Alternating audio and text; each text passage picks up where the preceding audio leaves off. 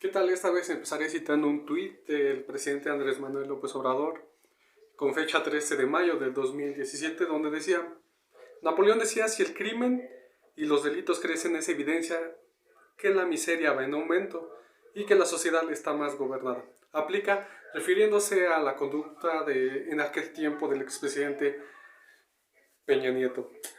¿Qué nos da a entender esto? Está mal gobernado. Actualmente contamos con una Guardia Nacional militarizada. Son señas de que está mal gobernado México. Bueno, esta vez hablaremos un poco de las situaciones de la militarización en el Estado mexicano y qué enseñanzas nos ha traído Estados Unidos en esta vez. Mi nombre es José Guadalupe Gutiérrez Pérez y esta vez comenzamos. Comenzaremos hablando un poco de la situación que vivimos actualmente en nuestro Estado mexicano y vamos a compararnos un poco también con lo que fue Estados Unidos o lo que es actualmente. Vamos a iniciar con sus antecedentes. Estados Unidos ha venido ya marcando una amplia distribución del poder y de la seguridad pública en dos ámbitos muy importantes que debemos de recordar: que la militarización es totalmente la defensa de la soberanía de los países ocupados principalmente en actividades castrenses, como lo puede ser la guerra, porque prácticamente lo que los militares hacen es ver a los civiles, no los ven como unas personas a las cuales les van a resguardar sus derechos fundamentales, sino que se ven como unos enemigos. Estos enemigos son porque así han sido entrenados estos personajes que son los militares. Entonces, debemos de tomar en consideración esto, que los militares no están capacitados y que su principal función no es cuidar a la ciudadanía. Simplemente lo que ellos hacen es prácticamente lo que mejor saben hacer, o los que los entrenan prácticamente: matar. Para la guerra, para defender la soberanía de los países. Y esto lo ha sabido manejar muy bien Estados Unidos. ¿Por qué hablamos de Estados Unidos? Porque Estados Unidos ha trabajado legislativamente para que el ejército sea el último recurso que debe de ocupar el Estado, como para preservar el orden interior, en el caso de la delincuencia, en el caso de algunas situaciones que están ahí, pero se han dedicado a legislar prácticamente para crear que la Guardia Civil sea prácticamente la que se encargue de mantener o establecer esta situación en una manera de preservar el orden, pero que éste esté a su vez a cargo de autoridades civiles, no militares. El caso contrario a lo que estamos viviendo actualmente en México. En el Estado mexicano se preservó o manejamos tres maneras de policías, que tenemos la Policía Federal, bueno, anteriormente Policía Federal, hoy Guardia Nacional, las policías estatales y las policías municipales. Entonces, prácticamente en el periodo de Peña Nieto se trató de realizar un mando único donde toda la policía perteneciera solamente a un solo régimen. ¿Para qué se trataba de hacer esto? La idea era principalmente que se evitara la corrupción que existe dentro de las corporaciones, tanto en las federales como en las estatales y las municipales. Principalmente estas últimas dos son señaladas de que carecen de credibilidad en base a los resultados que han dado, en base a los hechos que han suscitado en diferentes cosas, que han sido los principalmente atacados y que han sido los principales que se manejan bajo la corrupción, porque están corroídos por la delincuencia organizada, porque su actuar y su capacitación no es la correcta para preservar o incluso para poder detener a algunas personas, no son los adecuados, es como lo percibe la ciudadanía.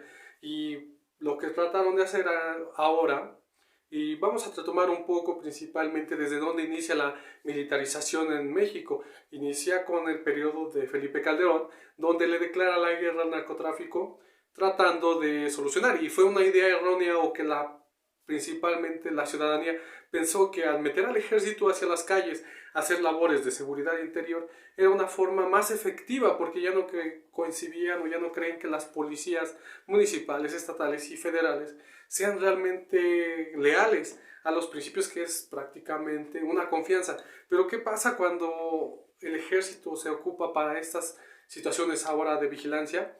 Ya ha llegado con Peña Nieto, y ahora más aún con la reforma que hizo el presidente Andrés Manuel López Obrador, en el sentido de militarizar ya la policía, que fuera ya no solamente una persona civil que se encargue de la Secretaría de Seguridad, sino es un militar. Pero ¿qué pasa si ocupamos mucho a los militares? Pierden la credibilidad para la que fueron hechas, principalmente porque se pierde esa imagen que tiene o que se contenía de que los militares eran unas personas pues prácticamente que como un referente de lo que sería la seguridad, y que ahora la hemos visto muy frágil ¿Por qué? Porque nos damos cuenta que hay muchas situaciones que no se pueden subsanar. No se pueden ocupar unos militares para ir a cuidar gente.